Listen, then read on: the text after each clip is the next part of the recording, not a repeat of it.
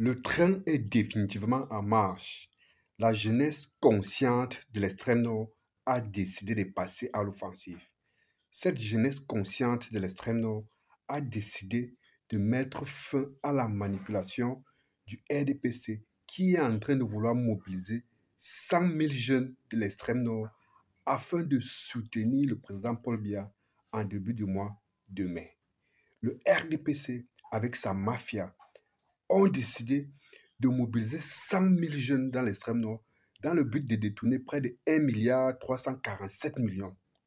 Mais en face d'eux, les gars ont la jeunesse consciente de l'extrême nord qui a décidé de passer à l'offensive en faisant ce que je vais vous laisser découvrir là maintenant.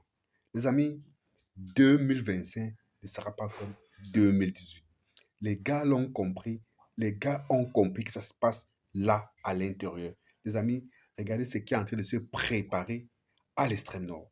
Je dis bien, la jeunesse consciente de l'extrême nord a décidé de ne plus se taire. Elle a décidé de passer à l'offensive. Elle a décidé de dire non à l'instrumentalisation. Elle a décidé de dire non à la pauvreté. Elle a décidé de dire non aux élites mafieux et voleurs. Les amis, regardez très attentivement et on se retrouve derrière pour notre commentaire. Régalez-vous. Voilà, nous sommes comme ça en train d'imprimer les plancards. On a déjà 3 cartons. Voilà. 3 cartons. Il nous reste encore au moins 5 cartons. Parce que il nous faut au moins 2000 et quelques banderoles. Voilà, ça continue. Voilà. Voilà. Non à l'instrumentalisation de la jeunesse. Nous voulons plutôt 100 000 emplois. Nous voulons plutôt 100 000 points d'eau. Voilà. C'est toujours M. Wano Ismaël. Voilà. Les amis, vous voyez ce qui est en train de se préparer. Il y a une riposte. Donc, je n'ai pas envie de prononcer le mot parce que si je prononce le mot ici, les gars de Facebook risquent de me sanctionner avec des... Il y a une riposte terrible qui est en train de se préparer pour faire face à cette mafia du RDPC qui veut continuer à asservir l'extrême nord, pourtant considérée par ces gars comme la fille aînée du renouveau. Une fille aînée du renouveau qui est abandonnée à elle-même depuis 43 ans. Une fille aînée du renouveau qui n'a pas d'eau, qui n'a pas d'emploi, qui n'a pas d'électricité. Vous avez vous-même regardé les pancartes qui sont en train d'être préparées. Vous avez vu les messages qui sont inscrits sur ces pancartes. Pour ceux qui n'ont pas bien regardé, je vais vous lire les messages que ces gars sont en train d'imprimer sur ces pancartes. Et ces gars ont l'intention de sortir le même jour que ces enfants, que ces jeunes du RDPC qu'on va instrumentaliser pour s'opposer à cette manifestation-là. Les amis, sur ces pancartes-là, on a pu lire, premier message, nous voulons plutôt 100 000 emplois.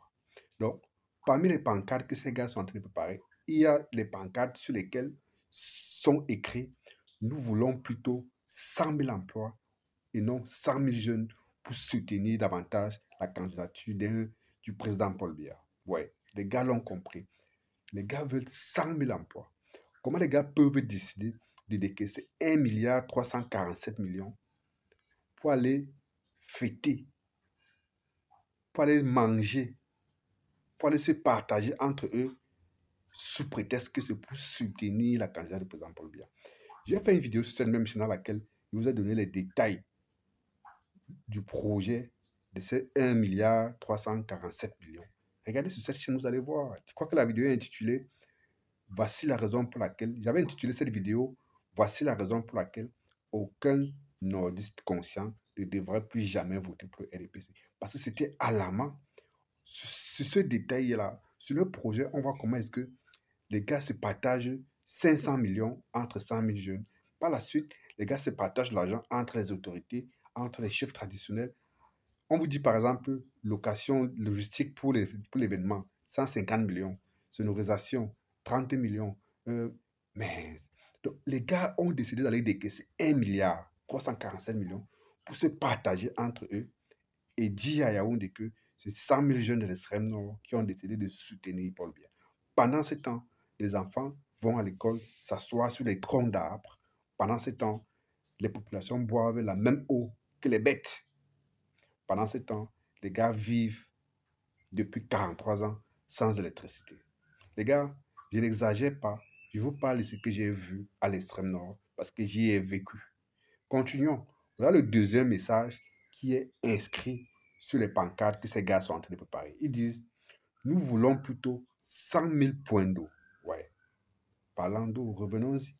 La moindre des choses, un gouvernement conscient qui, après 43 ans de dictature ou après 43 ans d'exercice du pouvoir, pour ce que vous appelez la fille aînée du renouveau, comment comprendre que les populations soient en train de discuter la même eau que les bêtes?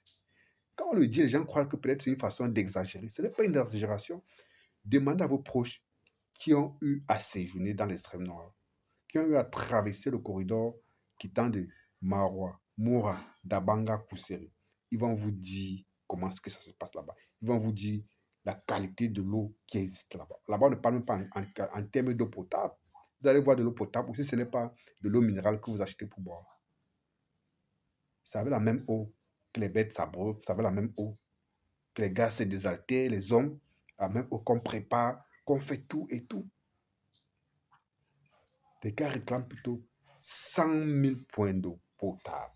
Dites-moi les amis, avec 1,347 milliard, on peut réaliser combien de puits, combien de points d'eau avec 1,347 milliard. Disons seulement avec 1 milliard même, ou avec 500 millions. On ne fait pas quoi avec ça dans l'extrême nord. Mais ces gars ont choisi d'aller se partager cet argent.